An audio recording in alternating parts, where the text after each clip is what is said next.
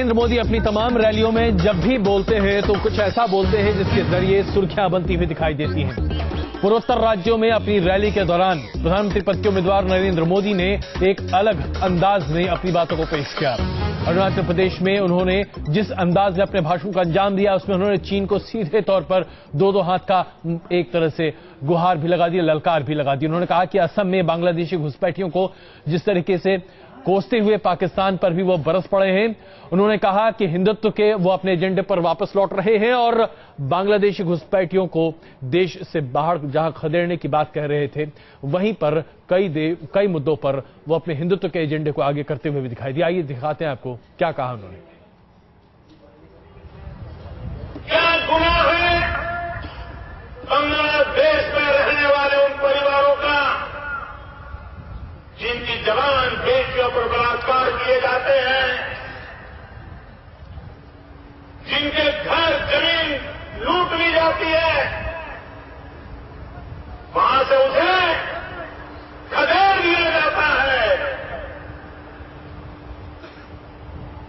जो कल तक हमारा था वहां से उसको खदेड़ दिया गया है। उस हिंदू जाएगा तो कहां जाएगा?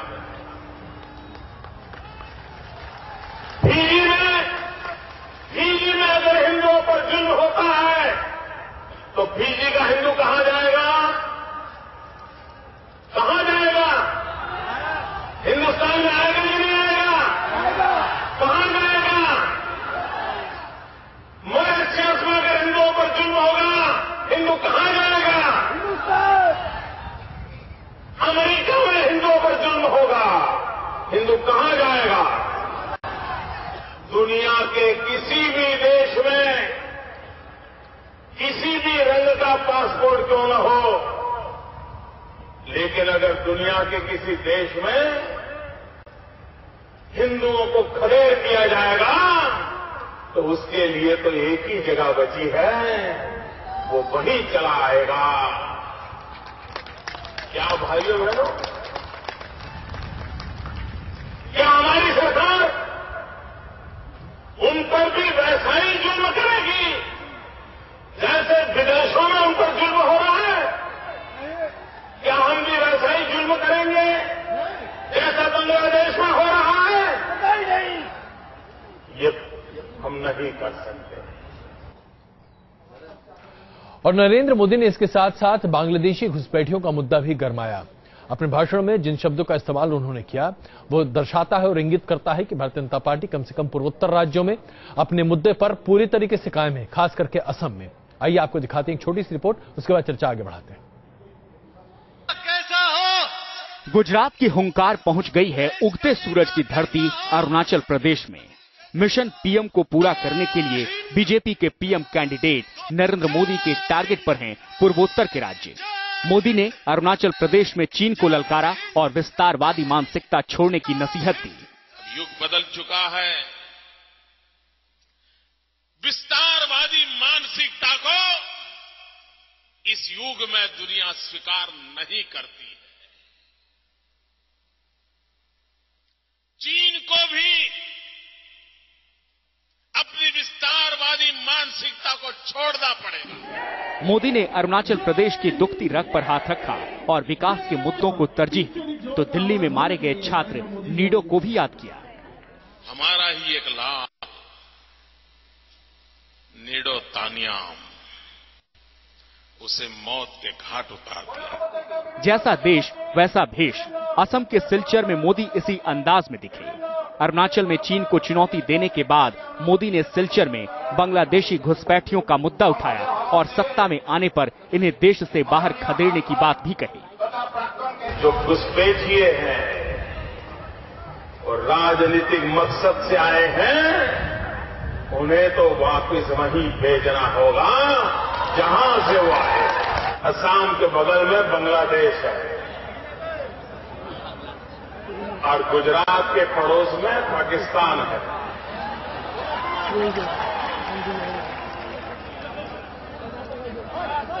भाइयों बहनों,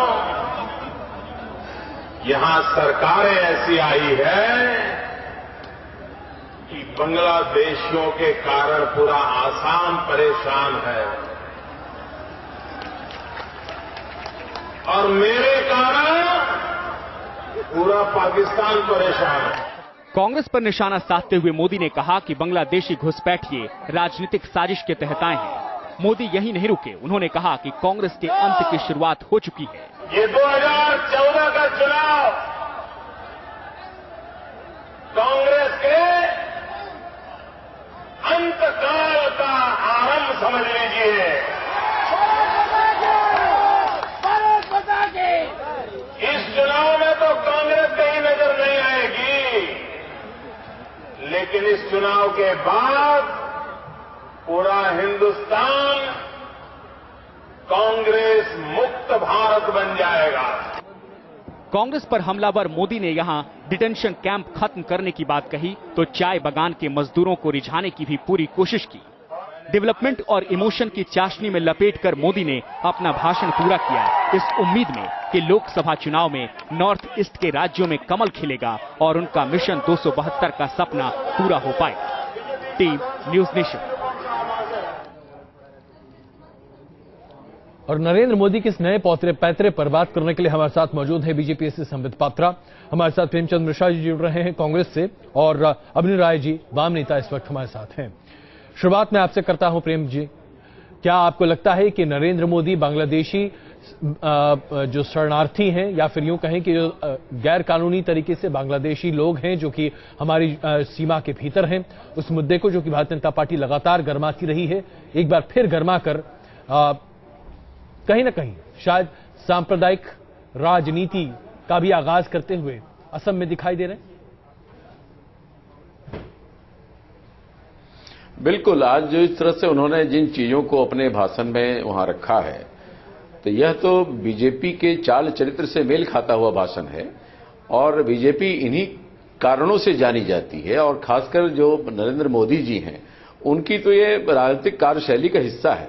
तो नरेंद्र मोदी जी ने कोई अचरज वाली बात आज नहीं कही है, उन्होंने अपने एजेंडा को एक तरह से खुलासा किया है कि किस इलाके में वो क्या करने वाले हैं। ये अच्छा हुआ कि चुनाव से पहले उन्होंने बता दिया अपनी मानसिकता कि किस माइंडसेट के हैं। लोगों को उनके बारे में जो भ्रम होने लगता है मीडिया में के कारण, वो भ्रम धीरे धीरे दूर भी हो रहा है कि नहीं, ये बदले नहीं है, ये भले ही राष्ट्रीय परिप्रेक्ष्य में आना चाहते हैं, लेकिन इनके मूल बैकग्राउंड में वही घोर आरएसएस और घोर गुजरात की पॉलिटिक्स जो ये करते रहे हैं, जिस आधार पे वहां सत्ता में रहे हैं, उन्हीं उसी पॉलिटिकल शैली को ये आगे भी बढ़ाना चाहते हैं। बिल्कुल संबित जी, मैंने स्पष्ट पहले भी कई बार कहा है कि इस देश को जोड़ने की जरूरत है या इसे तोड़ने की जरूरत है। बिल्कुल संबित जी, इस पर आपका जवाब देना चाहते हैं, करने की जरूरत है। प्रेमचंद जी, संबित जी आपको इसका जवाब देना चाहते हैं। संबित जी, नॉर्थ ईस्ट के राज्यों को नहीं, वो भड़ास निकालने दीजिए, वो जानते हैं 2014 में हार रहे हैं, भड़ास निकालने दीजिए, इलाके में जाके। जी संबित जी बोलिए। श्रीमान जी, आप सभी लोग ज्योतिषाचार्य हो गए हैं आजकल। नहीं, मैं भड़ास निकाल लीजिए, पूरा भड़ास निकाल लीजिए, फिर मैं आराम से बोलूंगा। हम तो बारात निकालेंगे ही, हम निकालेंगे ही। हाँ, मैं निकालूंगा, इस भ्रम में मत रहिए, फील गुड में मत रहिए। फिर से यूपीए 3 ही बनेगी। लेकिन आप जो एक्सप्लॉइट करना चाहते हैं इस देश की जनता को, और खासकर सेंसिटिव इलाकों में ये पॉलिटिक्स मत करिए। नॉर्थ ईस्ट को इंडिया के साथ बना के रखना एक बहुत इंपॉर्टेंट फैक्टर है, उसके साथ एक खिलवाड़ मत करिए। संबित जी, आप इतने शांति से सुन रहे हैं कि मुझे भी थोड़ा सा आश्चर्य हो रहा है। नहीं, मुझे इसलिए शांति से मैं सुन रहा हूं क्योंकि मुझे आश्चर्य हो रहा है कि आखिरकार कांग्रेस के प्रवक्ता कह क्या रहे हैं। आप देखिए, नरेंद्र मोदी जी ने आज कहा कि जो घुसपैठिए हिंदुस्तान में आ जाते हैं, जिसके कारण हिंदुस्तान का रिसोर्सेस कम पड़ जाता है मूल निवासियों के लिए, उन घुसपैठियों को दूर करना है। और ये नरेंद्र मोदी जी पहली बार नहीं कह रहे हैं या भारतीय जनता पार्टी पहली बार नहीं कह रही है।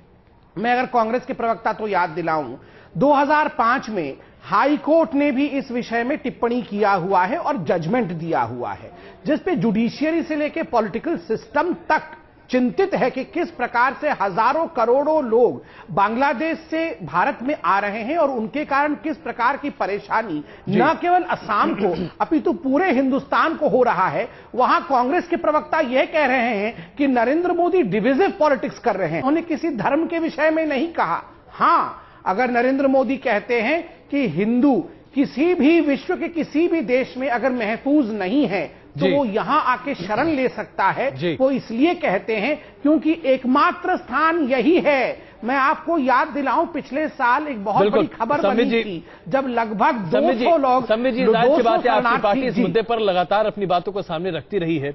अभिनीत राय जी, क्या आपको लगता है पश्चिम बंगाल, जहां पर आप काफी सक्रिय रहे हैं राजनीति में, जहां पर बांग्लादेशी माइग्रेंट्स की बात लगातार होती रही है, भारतीय जनता पार्टी का एक अपना एजेंडा है, जाहिर सी बात है, इसमें कोई शक नहीं है, लेकिन क्या जिस तरीके से अब इसे भी एक मुद्दा बनाया जा रहा है, आज इसकी जरूरत है? मुझे अफसोस के साथ कहना पड़ रहा है कि मोदी जी एक जगह की चीफ मिनिस्टर 6 साल रहने के बाद और राजनीति में आने के बाद अभी पीएम बनने के लिए जिस ढंग की बातें हर जगह पर जाके कह रहे हैं, बंगाल में जाके जिस ढंग की भाषण दी सेंटिमेंट को लगाकर, ऐसा ही असम में जाके कर रहे हैं, अरुणाचल में जाके भी ऐसे निधि उठानिया की बात लेकर किए। तो ये बड़ी अफसोस की बात है, जो प्राइम मिनिस्टर के लिए कैंडिडेट है जगह जगह पर अपनी इमोशन के साथ और सेंटिमेंट को लेकर जो बात कर रहे हैं, क्या वो सही माने में पूरे देश को चला पाएंगे? सबसे बड़ी सवाल हमारे सामने आज हाजिर हो गए। दूसरी बात है कि हमने बहुत दिनों से ये कहते आ रहे हैं कि बीजेपी जो है सांप्रदायिकता के साथ जुड़े हुए हैं और सांप्रदायिकवाद विवाद करते हैं। मोदी जी भी आज वहां जाके जो दोहराए हैं, चाहे बांग्लादेश को लेके हो, उनकी शायद पता नहीं कि बांग्लादेश और पश्चिम बंगाल के जो बॉर्डर है ये खुला जैसे है। ऐसा ही असम पूरा नॉर्थ ईस्ट के देखे तो खुला है, हमारे अरुणाचल को देखे तो चाइना के साथ खुला हुआ है।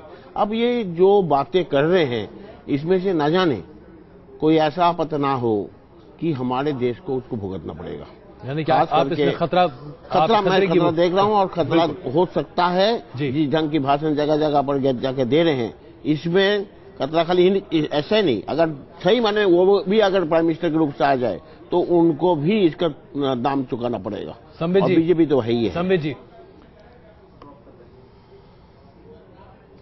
देखिए अजय जी, सबसे महत्वपूर्ण विषय है, मैं बार बार कहता हूं, ये विषय इतना बड़ा विकराल रूप ले चुका है कि अगर हम इस विषय पर अब चिंता नहीं करें तो कल कहीं हम इसके पछताना ना पड़ जाए।